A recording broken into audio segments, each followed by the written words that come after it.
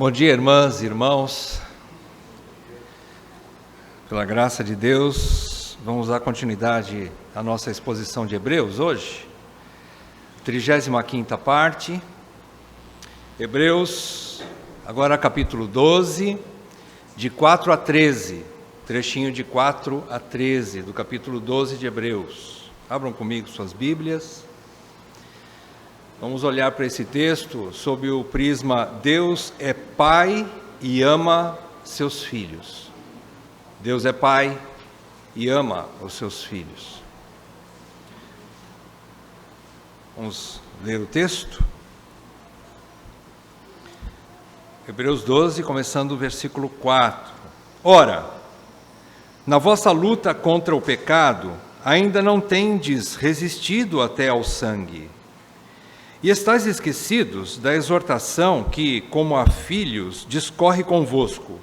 Filho meu, não menosprezes a correção que vem do Senhor, nem desmaies quando por ele és reprovado. Porque o Senhor corrige a quem ama e açoita a todo filho a quem recebe. É para a disciplina que perseverais. Deus vos trata como filhos. Pois que filho há que o pai não corrige? Mas, se estáis sem correção, de que todos se têm tornado participantes, logo sois bastardos e não filhos. Além disso, tínhamos os nossos pais segundo a carne, que nos corrigiam, e os respeitávamos. Não havemos de estar em muito maior submissão ao Pai espiritual, e então viveremos? Pois eles nos corrigiam por pouco tempo, segundo melhor lhes parecia. Deus, porém, nos disciplina para aproveitamento, a fim de sermos participantes da sua santidade. Toda disciplina, com efeito, no momento, não parece ser motivo de alegria, mas de tristeza.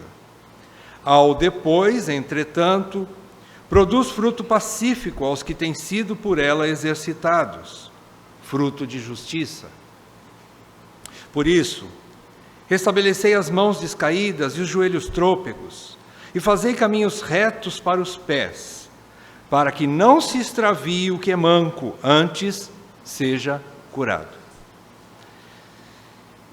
Pai, diante desse trecho tão conhecido das Escrituras, mas mais uma vez nós nos debruçamos sobre ele, e pedimos que a voz do Teu Espírito e não a voz de homem possa entrar em nossos ouvidos e corações. Ó Deus, nós pedimos, Senhor, porque carecemos de consolo nesses tempos. E creio que aqui está o nosso consolo. A Tua palavra me consola. Senhor, que assim encontremos alento aos nossos corações, encorajamento para prosseguirmos e deixemos de lado todo e qualquer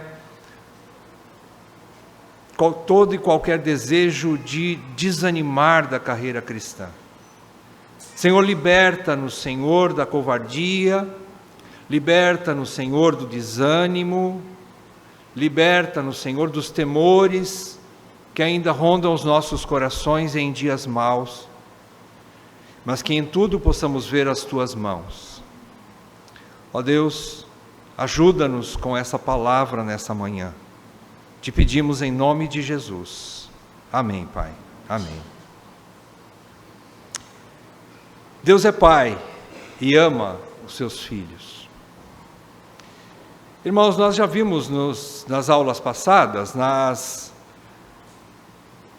nos ensinamentos que o autor da carta aos Hebreus nos passou, nos ensinou, em Hebreus capítulo 12, de 1 a 3, nós vimos na última exposição, que em primeiro lugar, o autor diz que Jesus Cristo é o nosso maior e mais perfeito exemplo de obediência e perseverança. É Ele o alvo que devemos focar o tempo todo, até o fim. É em Jesus Cristo e não em homens que nós devemos colocar toda a nossa esperança, toda a nossa atenção. É em Jesus Cristo. Aprendemos também nessa metáfora que ele fez ali do versículo 1 até o versículo 3 desse capítulo 12, essa metáfora sobre a maratona, uma corrida, uma carreira, que assim é a vida cristã, é uma carreira individual, mas não solitária.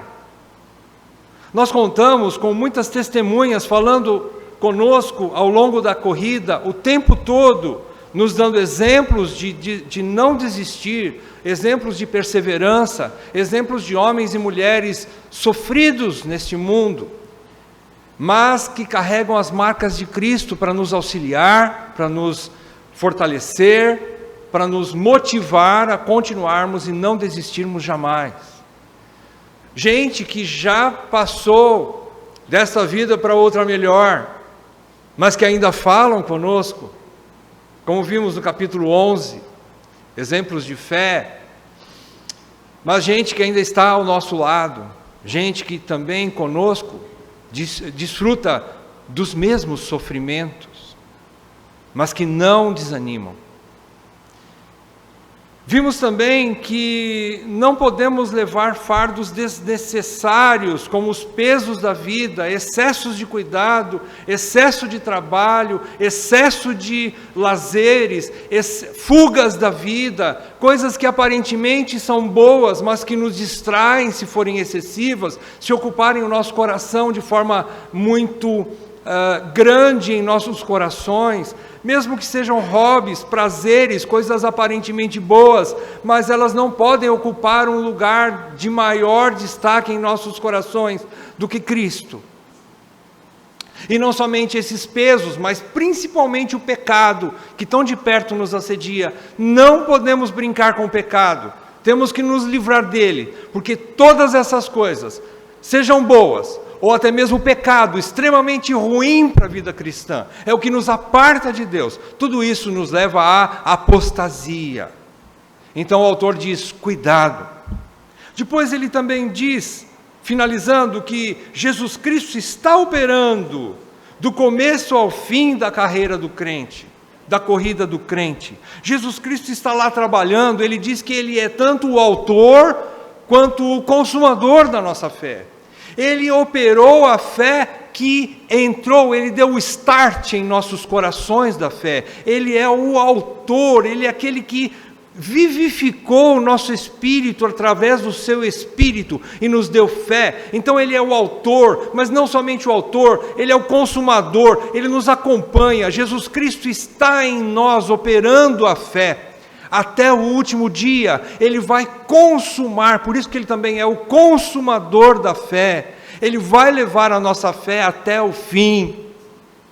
Não é a nossa força, mas é a força de Cristo em nós, que vai fazer com que nós perseveremos até o fim e não apostatemos da fé. Então Cristo usa os meios de graça para nos manter na corrida, apesar das dores, dos sofrimentos, e ainda permanecermos focados firmemente nele e em suas promessas. É o Espírito de Cristo que faz isso em nós. É o Espírito de Cristo que trouxe você aqui nessa manhã, para nós ouvirmos palavras não humanas, mas palavras que descem do trono da graça, para que toquem em nossos corações, para que levantem nossos joelhos trôpegos, para que nós não desanimemos, apesar da nossa fraqueza, apesar do desejo do nosso coração enganoso de parar na corrida. Então agora ele muda de metáfora, o autor ele vai falar, deixou de lado a maratona, agora ele vai usar uma outra metáfora para mostrar para nós esse tipo de relacionamento que a igreja, que os eleitos têm com Deus. Ele falou da metáfora, uma corrida, a metáfora da maratona, que é a carreira, a corrida. Agora ele vai falar de uma outra metáfora, que é a família de Deus.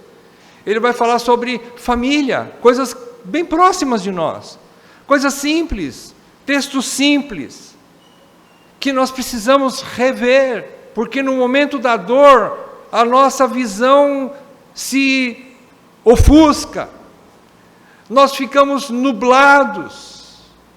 Na hora da tristeza, muitas vezes nós não conseguimos ter sensibilidade às coisas espirituais. Por isso Deus traz de novo essa palavra. E ele então começa a falar sobre essa metáfora da família de Deus. Lembre-se sempre que os hebreus eram cristãos convertidos do judaísmo ao cristianismo, que estavam sofrendo muito pelas perseguições, e estavam já com um pé fora da igreja, quase para desistir da carreira cristã. Então o autor se vê nessa necessidade de escrever para eles e de exortá-los: não façam isso, Cristo é maior do que tudo, e se vocês abandonarem Cristo, não há outra esperança para vocês, não há outro caminho. Então, em primeiro lugar, o autor vai mostrar aos seus leitores, em primeiro lugar, vamos dividir esse estudo em duas partes. A primeira parte, o autor vai mostrar aos seus leitores, e para nós hoje nessa manhã, o porquê suportar os sofrimentos na vida cristã. Por que suportar os sofrimentos na vida cristã? Vai aí do 4 ao 11. Em segundo lugar, ele vai explicar quais os efeitos que esse ensino deve ter sobre a vida do crente. Quais os resultados de perseverar na vida cristã e não desistir? Vai aí os versículos 12 e 13. Então são duas partes. Vamos lá. Primeira parte. Por que suportar os sofrimentos na vida cristã? Começando no versículo 4, ele começa dizendo o seguinte: que os sofrimentos deles, e você se coloca no lugar dos hebreus aqui, você se coloca no lugar deles, esse sofrimento que você, eu e os hebreus estavam passando naquela época, não chega nem aos pés do sofrimento de Cristo, não chega nem aos pés. Ele já explicou isso lá, versículos 2 e 3 desse capítulo 12, ele fala que Cristo sofreu sem pecado. Ele sofreu por causa dos pecados dos outros. Ele carregou sobre si o pecado dos outros. Quando o nosso amado Redentor se entregou naquela cruz, como diz o versículo 2, olhando firmemente para o autor e consumador da fé, Jesus, o qual em troca da alegria que lhe estava proposta, suportou a cruz. Amados, não houve momento na história do universo semelhante àquele momento, onde a Trindade foi abalada. Não houve, nunca haverá momento semelhante, onde Cristo, o Filho de Deus, o Santo, carregou, o Pai jogou sobre ele todo o pecado da humanidade toda. Diz a palavra de Deus que ali naquele momento até o sol teve vergonha dele. O dia se fez trevas. Aquele que é o amado das nossas almas tornou-se feio. Ele foi o mais rejeitado. Ali o semblante daquele que é o Filho de Deus já não era mais para o Pai, o Filho amado que me dá prazer, mas ali ele se tornou maldição. As pessoas olhavam para ele e diziam: quem é esse? E então, diz que apesar de todo esse sofrimento, ele suportou a cruz, porque havia uma esperança de uma alegria que lhe estava proposta. A esperança de que ele estaria obedecendo o seu pai, fazendo aquilo porque o pai amava os outros filhos. E em obediência ele se rende, ele carrega aquela vergonha, aquele opróbrio, a ignomínia, mas agora ele está à destra do Pai, e ele cumpriu o que lhe tinha sido proposto. Agora ele desfruta da alegria de novo, ele está ao lado do seu pai. E muito mais do que qualquer outro momento, agora o pai pode olhar para ele e dizer: este é meu filho amado, em quem eu tenho prazer, porque ele foi obediente até morte e morte de cruz. Não por ele, mas pelos outros. Quem de você, quem de nós teve um sofrimento semelhante a esse?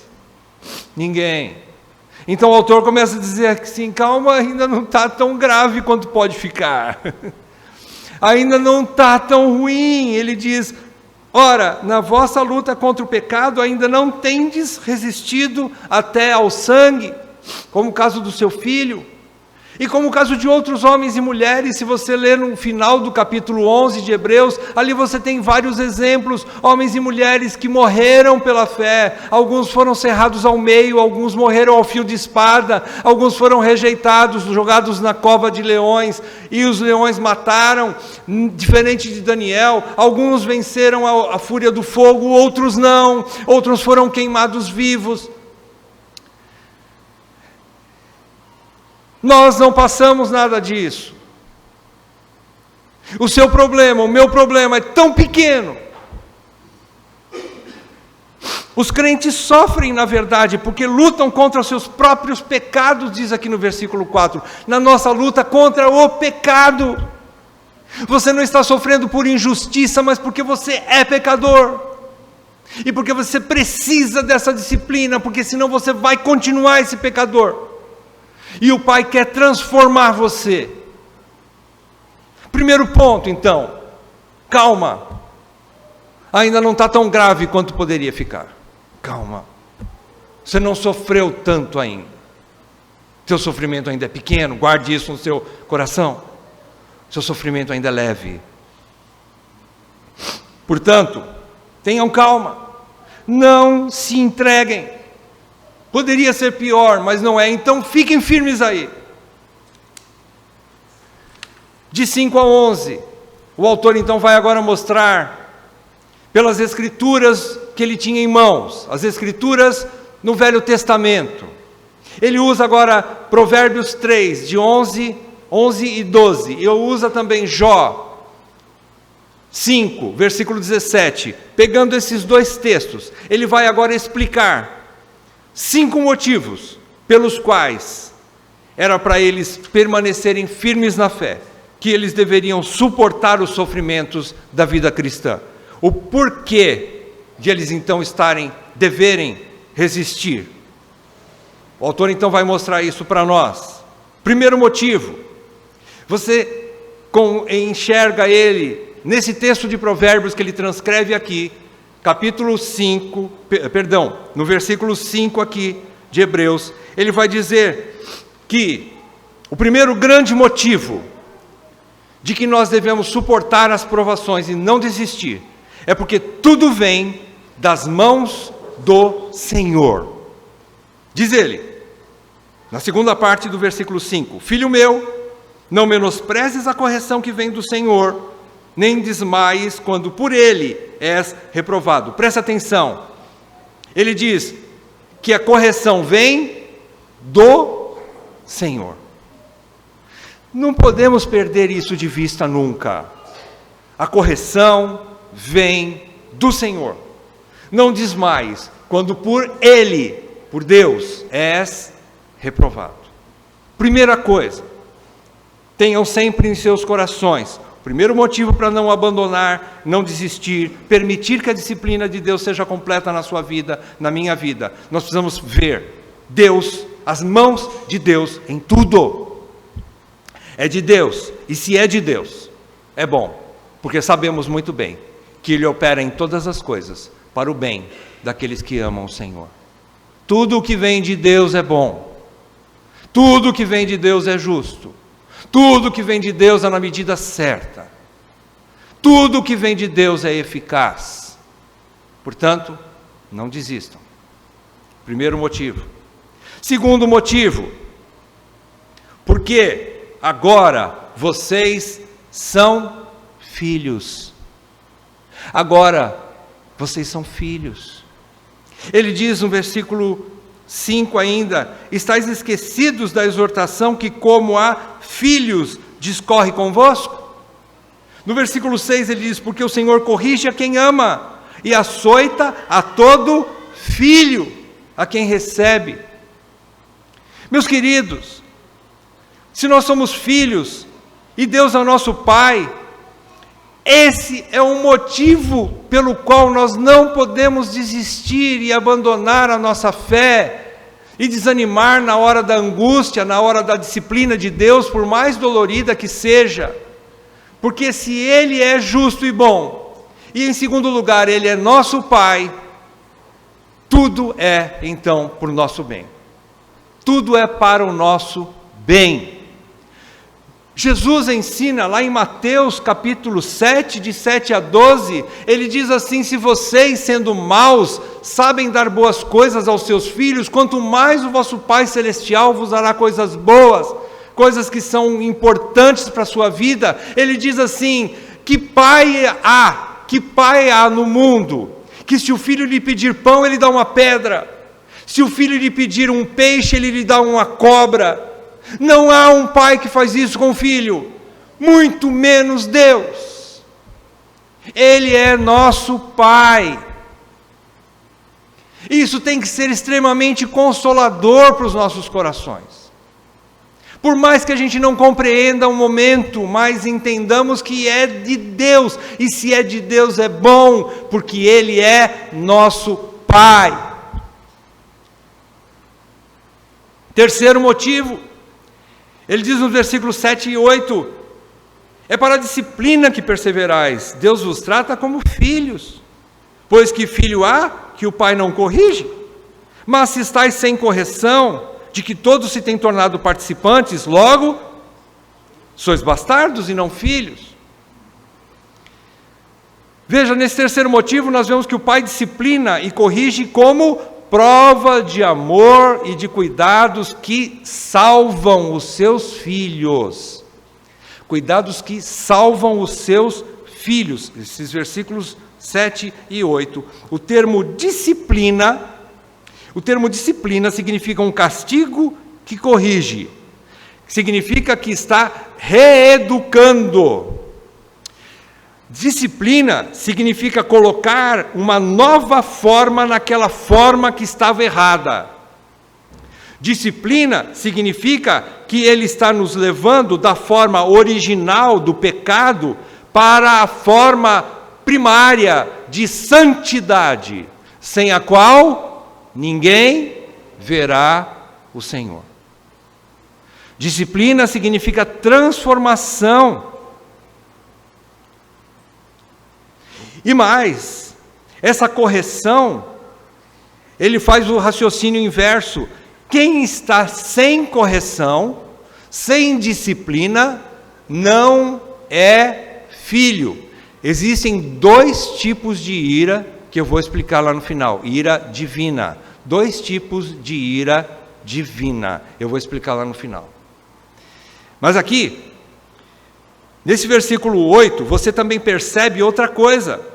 Que Deus, além de provar o seu amor por nós e os seus cuidados, dentro desse amor, é um pacote. O amor de Deus é um pacote.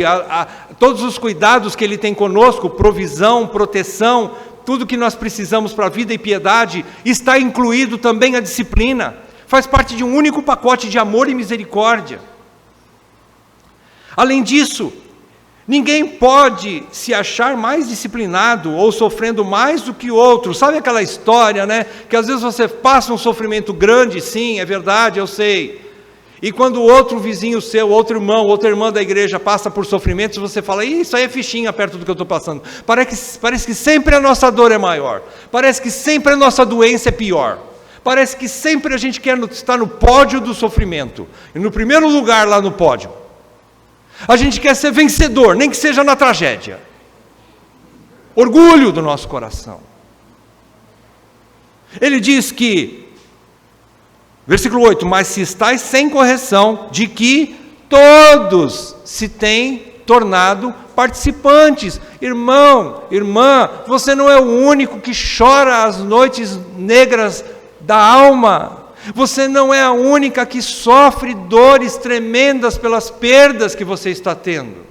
Você não é o único que está passando por crises severas. Todos se têm tornado participantes das mesmas aflições. Muitos piores do que você. Não estamos aqui fazendo comparação entre sofrimento e sofrimento. Deus sabe. E Deus sabe a medida exata do sofrimento que cada um de nós precisa. Deus sabe. Mas entenda, os mesmos braços que abraçam, que alimentam, que curam, que protegem, são também os braços que disciplinam, e tudo ele faz, tudo isso faz parte de um único pacote chamado amor e misericórdia do seu Pai. Aquele que não deixa faltar um grão de feijão na sua mesa, que lhe dá, sustenta com as suas mãos, usa as próprias mãos para disciplinar você. E tudo isso faz parte de um pacote só. É um combo completo. Porque sem a disciplina, você não é filho. Quarto motivo, o Pai disciplina para sermos semelhantes a Ele, e podermos viver para sempre com Ele. Sem nós sermos santificados, nunca viveremos diante do Santo, Santo e Santo. Ele disciplina, versículos 9 e 10, Ele disciplina para sermos como Ele é. Sede santos, porque eu sou santo. Quem nos santifica? O próprio Pai Santo. Versículo 9 e 10. Além disso, tínhamos nossos pais segundo a carne, que nos corrigiam e os respeitávamos. Não havemos de estar em muito maior submissão ao Pai espiritual e então viveremos? Qual é a resposta? Claro, sim. O meu pai, a minha mãe, mais o pai, né? Ele teve por obrigação me colocar no caminho certo da justiça, ser um bom cidadão, ser um homem honesto, ser um homem verdadeiro. Mesmo assim, às vezes olhamos para os nossos pais e vemos uma certa hipocrisia, porque nenhum deles é perfeito e eles falham. Mas eles querem nos colocar no caminho certo. E isso é bom. Agradecemos a eles por isso. Mas agora ele mostra, e o Pai Celestial? Nós não havemos de ter muito mais respeito por Ele? Porque Ele quer uma coisa muito mais excelente e eterna do que o nosso Pai carnal deseja para nós? Sim, devemos ter muito mais submissão a Ele. Versículo 10 ele diz, pois eles nos corrigiam por pouco tempo, segundo melhor lhes parecia. Esse melhor que parecia ao meu pai, à minha mãe, ao seu pai e à sua mãe, nem sempre significa perfeição. Nem sempre significa que ele te pôs no caminho certo. Nem sempre significa, apesar de ele querer fazer o melhor, mas nem sempre significa que ele te pôs no caminho eterno. Nem sempre. Se esforçaram e merecem nosso respeito, nossa honra e nossa gratidão. Mas são falhos, são pecadores como nós. Todo pai, ainda que cristão, vai falhar um dia diante dos seus filhos. Nossos pais terrenos, então, por amor e para o nosso bem, nos corrigiam e nos treinavam para a obediência. O treinamento deles gerou em nós respeito, gerou em nós submissão e gerou em nós também um novo caráter, um caráter, no mínimo, honesto, ainda que com limites. Aliás, é uma coisa muito escassa em nossos dias, não é? Pais disciplinadores. Irmãos, a igreja cristã em Campo Grande não negocia isso. Nós entendemos a necessidade de disciplinar desde pequenininho. Da maneira bíblica, da maneira correta, mas não deixarmos de aplicar aquilo que a Bíblia nos orienta. para a salvação dos nossos filhos. O pai e a mãe, que usa a vara no tempo certo e na medida certa, salvará a alma do seu filho do inferno. Isso é só uma colocação aqui paralela.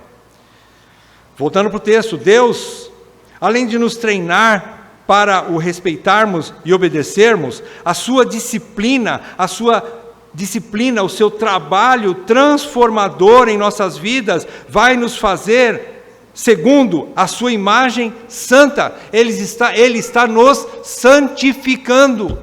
Ele diz que nós, final do versículo 10, essa disciplina, Deus, porém, nos disciplina para aproveitamento, a fim de sermos participantes da sua santidade.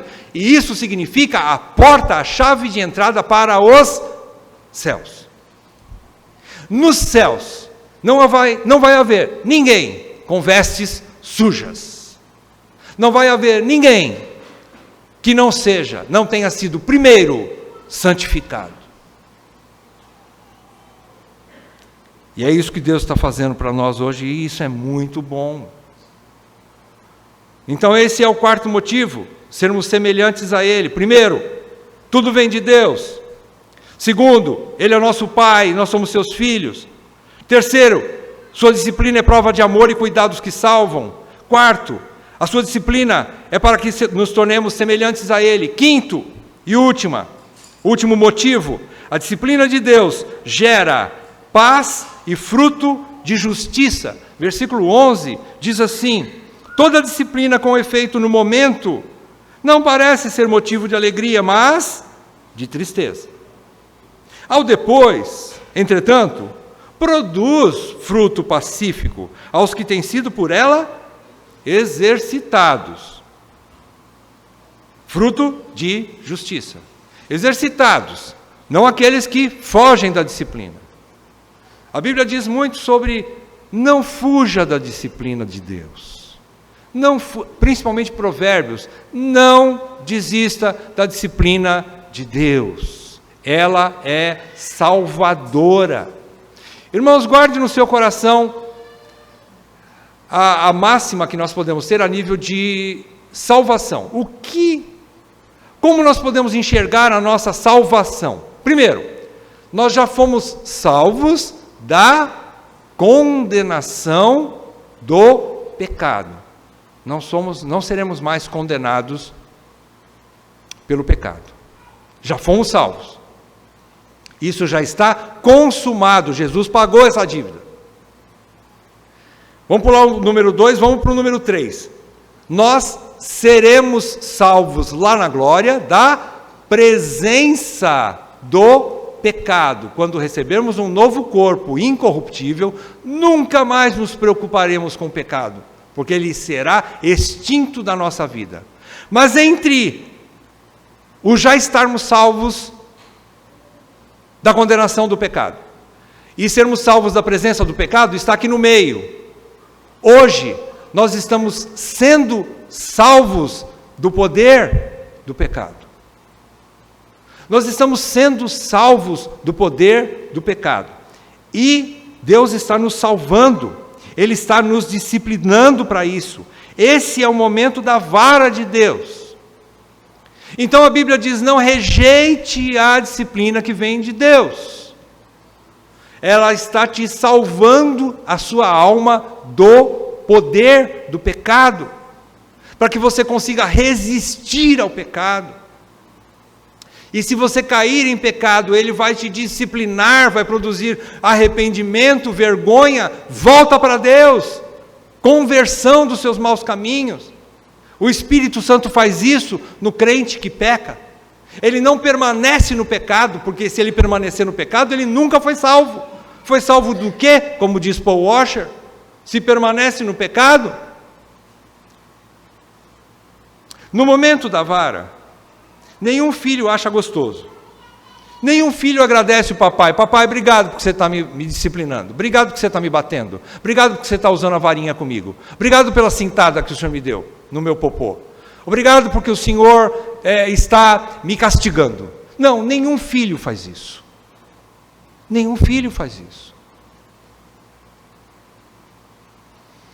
O momento da dor e do sofrimento que corta a nossa carne, nos confunde os sentimentos e as convicções. Calvino chega a dizer, olhando para essa parte, ele diz assim: o momento da dor, quando a dor é intensa na nossa carne, nós perdemos todo o senso espiritual.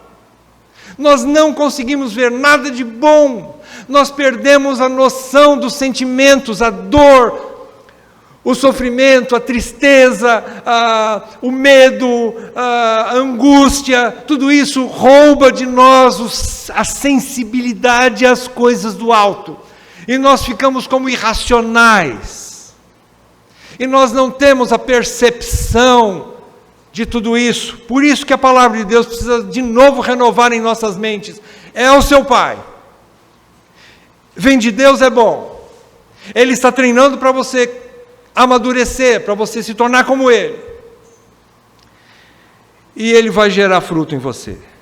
Ainda que no momento da disciplina você não vê nada, você só sente tristeza, vontade de abandonar, até de rejeitar Deus. Muitas vezes nós nos rebelamos contra Deus, não é mesmo? No nosso coração, escondido no nosso coração, mas a gente diz assim para Deus: Deus, o Senhor é injusto. Muitas vezes isso passa na nossa mente. Ó Deus, eu não merecia isso. Muitas vezes a gente pensa assim. Ó Deus, para que tudo isso? O que é que eu fiz? Se nós formos honestos diante de Deus, nós vamos dizer: é verdade. Muitas vezes o meu coração se rebela contra a vara de Deus. Mas, depois, brota uma sensação de segurança. A criança que é disciplinada naquele momento, ela chora, ela esperneia, ela se rebela, ela grita contra o pai, contra a mãe, ela não quer. Depois ela senta no colo do pai, as coisas vão acalmando, ela vai suspirando no colo do pai, no colo da mãe, e ela vai entendendo: é aqui o meu melhor lugar. Aqui eu tenho segurança, eu sei que papai e mamãe me amam porque eles me disciplinam. Aqui é o meu lugar, é o meu porto seguro. Há uma sensação de segurança, de pertencimento, de ser de alguém. Eu sou de Deus e sou filho. Há um sentimento de paz em nosso coração, sabendo que, apesar da guerra que está ao nosso redor, a guerra que está dentro da minha mente, a guerra que está dentro do meu coração, eu tenho paz com Deus. Ele é meu Pai. Há um sentimento de paz, de saber que as mesmas mãos que disciplinam são as mãos de amor, que nunca desamparam, que cuidam em todos os mínimos detalhes da vida. Essas mesmas mãos são as mãos que disciplinam. Além disso, os filhos exercitados, perceberam aí no versículo 11, que ele fala: aos que têm sido por ela exercitados. Os filhos exercitados pela disciplina de Deus passam a praticar a justiça. Ele diz que há um fruto de paz, em primeiro lugar. Segurança, paz significa segurança, um fruto pacífico. A gente acalma a nossa alma acalma nos braços do Pai. Braços que disciplinaram, mas nunca deixaram de nos acolher, nunca deixaram de nos amar, nunca deixaram de cuidar de nós. Então a paz, a segurança nos braços do Pai. E também os filhos que são exercitados por essa disciplina começam a praticar aquilo que é bom aos olhos de Deus. Fruto de justiça, diz aqui no final do versículo 11. Os filhos começam a viver piedosamente, de forma santa. Eles começam a abandonar todo o pecado, a sujeira da velha natureza. Eles estão num processo de amadurecimento. Exercitado significa isso. Se você pega no capítulo 5, versículo 14, é o mesmo termo grego. Aos que são exercitados pela palavra de Deus. Ele diz assim, capítulo 5, 14, mas o alimento sólido é a comida boa, a palavra de Deus sólida, é para os adultos, para aqueles que pela prática tem as suas faculdades exercitadas para discernir não somente o bem, mas também o mal. Aqui, o autor de Hebreus está falando, é pela disciplina que o filho cresce, que o filho amadurece. Os filhos maduros, ou exercitados pela disciplina, passam a obedecer mais prontamente o pai. Quando ele ainda é imaturo, meio rebelde, duro de coração, e vai passar ainda pela disciplina, pelo processo de disciplina, lá no começo, às vezes o pai chama 3, 4, 5 vezes e o filho não responde. Depois de umas varadas, lá na frente, o pai fala uma única vez e ele obedece. O pai comum, o pai carnal. Assim é também o filho espiritual. Ele obedece mais prontamente. E mais, eles passam a responder de uma forma recíproca ao amor do pai, praticando a justiça agora, não mais por medo do pai, mas por amor ao pai. O filho maduro, ele agora tem prazer em obedecer os princípios de Deus, porque ele olha para o pai dele e diz: esse é meu amado pai, eu tudo faço para a sua glória, eu tudo faço por amor a ele. Irmãos, esse processo não acontece de um dia para o outro, portanto, perseverem, não desanimem. Você vai experimentar o fruto pacífico, fruto de justiça. Calma, o processo ainda não terminou. Então, esse termo exercitados quer dizer isso, quer dizer maduros, prontos, adultos, já estão no processo de amadurecimento. Presta atenção, quando eu falo maduros, eu não estou falando perfeitos, porque ninguém ficará totalmente perfeito enquanto o Senhor não nos transformar deste corpo corruptível para um corpo incorruptível. Mas nós experimentaremos alguma medida de maturidade cristã, maturidade espiritual, crescimento na fé. Nós vamos nos tornar exercitados por ela, se nós aceitarmos a disciplina, permitirmos a disciplina. Senhor é o Senhor, seja feita a tua vontade. Fazer como Jó respondeu para sua esposa: como receberíamos o bem de Deus e não receberíamos o mal? Você fala como uma doida que quer que eu abandone esse Deus? Não, jamais. E Jó prostrado o adorou. Das maiores dores da vida de um homem, Jó prostrado adorou. E recebeu de Deus, o seu Pai, todo aquele sofrimento. Segunda parte, os efeitos que esse ensino deve ter sobre a vida do crente. Versículos 12 e 13, para encerrar. O autor agora encerra com uma exortação. Presta atenção, ele vai fazer uma aplicação agora.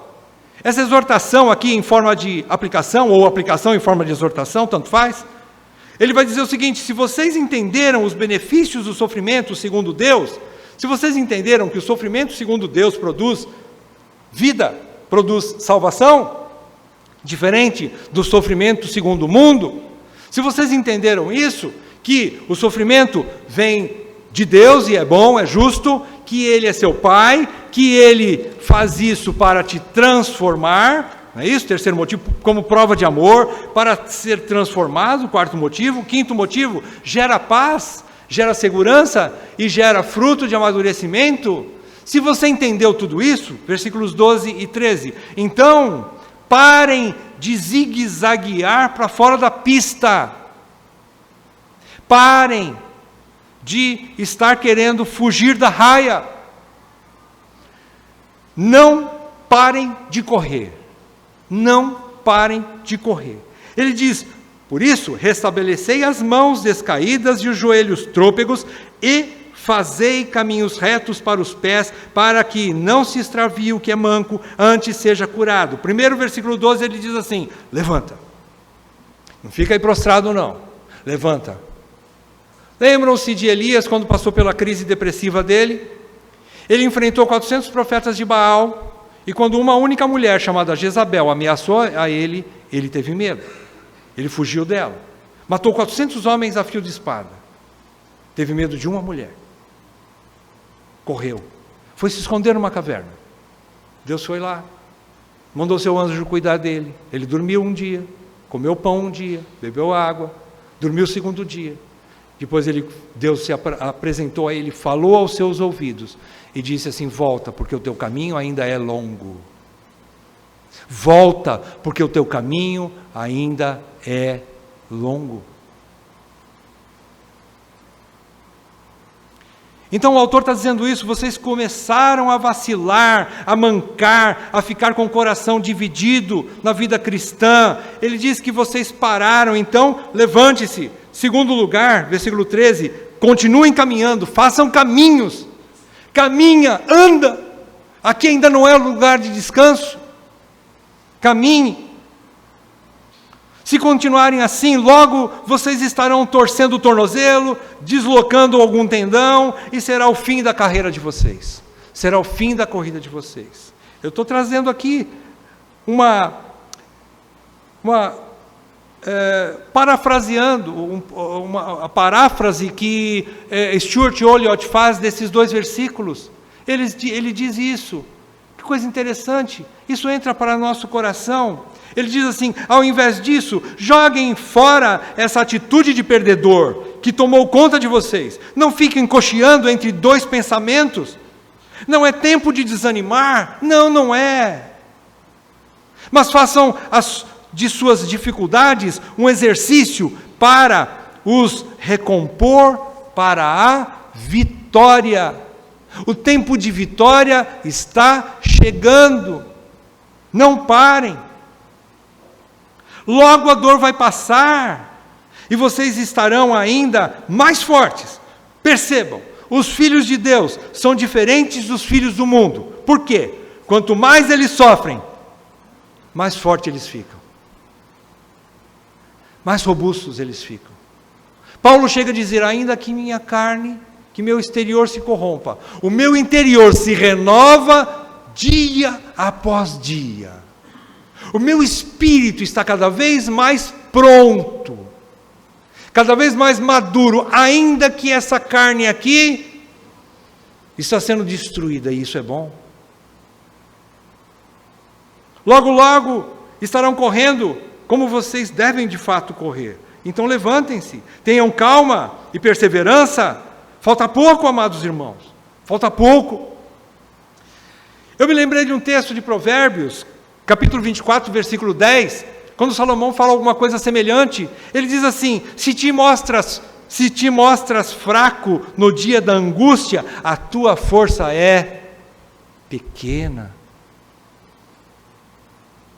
Não é que nós vamos sair aí cantando de vitorioso, como se cantar de galo, né? Como dizem aí, que nós não temos problemas, que nós somos fortes em nós mesmos. Não, mas nós somos fortes no Senhor, sim. Aquele que opera em nós todas as coisas não nos abandona. Ele é a nossa rocha, Ele é a nossa força. Então, se nós nos mostrarmos muito fracos por causa das circunstâncias difíceis que estamos atravessando, quão pequena é a nossa força. E não é para ser assim. Nós precisamos reagir. O que vocês fizeram nessa manhã, vocês reagiram a alguma coisa que tem nas suas vidas e estão aqui ouvindo a palavra de Deus. Isso é prova de reação. Eu não vou ficar prostrado em casa. Não vou deixar o desânimo me dominar. Não. Eu sei aonde eu tenho que estar, porque é lá que eu encontro forças para continuar. Como conclusão de tudo que a gente viu nessa manhã, e algumas aplicações. Saiba que, se você é filho, a ira de Deus que Ele move sobre você para discipliná-lo é totalmente diferente da ira consumidora que virá sobre aqueles que não são seus filhos. Como eu disse lá atrás. Agora eu vou explicar. Existem 2 tipos de ira. Existe uma ira que é a ira do pai que disciplina. Todo pai disciplina debaixo de ira. É amor, mas com ira. Essa disciplina é a disciplina que o nosso pai impõe sobre nós. Essa ira, perdão. É a ira que move a disciplina de Deus sobre nós. Leia durante a semana o Salmo 73. O Salmo 73 de Asaf, ele diz isso. Ele diz assim: eu estive olhando tanto para a vida dos ímpios que prosperam, estão engordando, tem de tudo, e eu aqui como filho de Deus sofrendo. Quando eu vi tudo isso, quase que meus pés se resvalaram. Quase que eu deixei a vida cristã, quase que eu abandonei a igreja, quase que eu abandonei a minha fé em Deus. Quase. Mas ele entrou no santuário e viu a realidade da coisa. E viu assim: dei com o fim deles. Eu vi o fim deles. Salmo 73 fala isso, nos ajuda a entender. O Pai jamais derramará a sua ira eterna sobre aqueles que Jesus já pagou essa dívida impagável de incredulidade e pecado. Deus não cobra duas vezes. Às vezes a gente está em condenação. Será que eu sou crente mesmo? Será que eu fui salvo mesmo? É tanto sofrimento nessa vida? Será que isso é sinal de que realmente eu sou crente? Será que Deus é meu Pai? Vou responder para você: é seu Pai. Por isso que você sofre, porque você é filho e Ele disciplina. Você tem coisas ainda na sua vida que Deus está purificando. 1 Pedro 1, de 6 a 9, Pedro fala sobre isso. É necessário que o fogo das provações caiam sobre a nossa fé, para que ela se torne mais valiosa do que o ouro depurado. E o final dela é a salvação das vossas almas. Deus está fazendo isso para os verdadeiros crentes. Deus agora é seu Pai e não mais juiz. O Salmo 30, versículo 5, Davi diz assim: porque não passa de um momento a sua ira. O seu favor dura a vida inteira. Que bendita palavra de Davi. Ao anoitecer pode vir o choro, mas a alegria vem pela manhã. Davi também escreve no Salmo 103, de 8 a 14, ele diz assim: o Senhor é misericordioso e compassivo, longânimo e assaz benigno, não repreende perpetuamente, nem conserva para sempre a sua ira. Não nos trata segundo os nossos pecados, nem nos retribui consoante as nossas iniquidades. Pois quanto o céu se alteia acima da terra, assim é grande a sua misericórdia para os que o temem. Quanto dista o Oriente do Ocidente, assim afasta de nós as nossas transgressões. Presta atenção agora.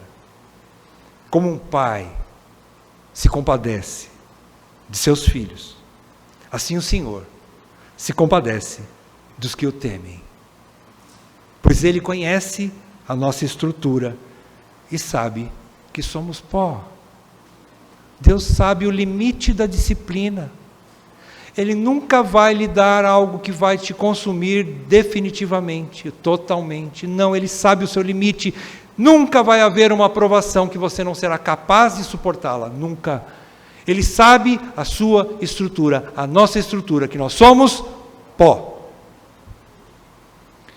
Bendita a palavra de Deus, que mostra que Deus é Pai, e ainda que Ele se ire conosco por um momento, essa ira terá fim, mas a sua misericórdia jamais terá fim. Jamais terá fim. Outra coisa, o maior treinamento na escola de Deus é na vida diária. Você aprende sim estudando teologia, mas não muito. Muito pouco, aliás. Mas o que você aprende de Deus é na sua caminhada com Ele, é no seu relacionamento com Ele, é na sua vida de comunhão com Ele, dia após dia. Coisas que faculdade nenhuma ensina, coisas que nenhum PhD, nem ODD, como diz Augusto Nicodemos, nem qualquer outro DDD aí que possa ver, vai te dar, a não ser na escola da vida caminhando com Deus. Essas marcas de Cristo ninguém ganha fazendo uma escola, por melhor que ela seja. Teoria não causa nenhum crescimento espiritual. É lógico, nós precisamos estudar a palavra, é meio de graça estudar a palavra, ler bons livros, faz parte desse pacote, mas é a disciplina de Deus que faz com que nós sejamos exercitados e amadureçamos. Ninguém cresce mais do que no momento do sofrimento. Não há nenhuma pessoa que possa crescer mais do que no momento de dor, quando ele atravessa o sofrimento. É o sofrimento que faz com que nós verdadeiramente cresçamos espiritualmente. É no sofrimento. Bendito o sofrimento. Como diz Tiago, bem-aventurado o homem que suporta a provação. Receba a aprovação de braços abertos, porque ela vem de Deus. É onde Deus está nos purificando, está no fogo. Agora, mais maduros, após a disciplina de Deus, vamos conseguir fazer a vontade dEle de forma mais completa. Vamos conseguir de fato viver para a sua glória e nos desarraigar deste mundo. Irmãos, a disciplina está criando em nós algo diferente, que a carne não tem. A disciplina de Deus está fazendo com que nós percamos os prazeres nas coisas dessa vida e consigamos adquirir prazeres nas coisas celestiais. Nós começamos a olhar para o nosso amado de forma mais maravilhada ainda. Eu começo a olhar para esse Cristo da cruz de forma mais apaixonada a cada dia que Deus me desarraiga deste mundo. A cada paixão deste mundo que Ele joga fora, que Ele queima da minha vida, eu ganho mais paixão por Ele. É isso que eu quero. É isso que eu anseio. Se eu viver aqui, que não seja para a glória de Deus, eu não mereço estar aqui. Eu preciso aprender a amar a Deus. O fogo de Deus que nos desarraiga deste mundo, que queima as nossas paixões carnais seculares, é o fogo que nos aproxima cada vez mais dEle, que aquece o nosso coração cada vez mais para amá-lo de todo o nosso coração, de toda a nossa alma, com todo o nosso entendimento, com toda a nossa força. Por tudo isso, então, não menospreze a disciplina do Senhor, porque Ele o faz para te salvar de você mesmo. Deus está nos salvando de nós mesmos. Que Ele complete a sua obra. Senhor, nós agradecemos pela Tua disciplina. É um ato de fé que nós podemos agradecer. Essa palavra que sai da minha boca, ela não vem de mim, é obra do Teu Espírito, porque a minha carne não sente prazer na Tua disciplina. Mas o Teu Espírito em mim me impulsiona e diz obrigado. Obrigado porque a Tua disciplina está trabalhando em mim, para que eu possa amadurecer como Teu filho, que eu tenha mais de Cristo em mim e menos de mim em mim mesmo. Senhor, continua a Tua obra, ainda que dolorida. Senhor, não olhe para as nossas reclamações, as nossas murmurações, os nossos queixumes. Não olhe para isso, mas continua, Senhor. Continua, porque só assim seremos semelhantes a Ti, santos como Tu és santo. Só assim poderemos estar ingressando cada vez mais nessa intimidade dessa família de Deus, cada vez mais próximo do Pai, cada vez com mais intimidade com o Senhor e mais desligado das coisas desse mundo. Continua, Senhor, por favor. Se o Senhor parar a Tua obra aqui agora, nós pereceremos. Então eu te peço, continue, Senhor. Continue com Teu fogo purificando nossas vidas. Continue nos lavando com o sangue de Jesus Cristo.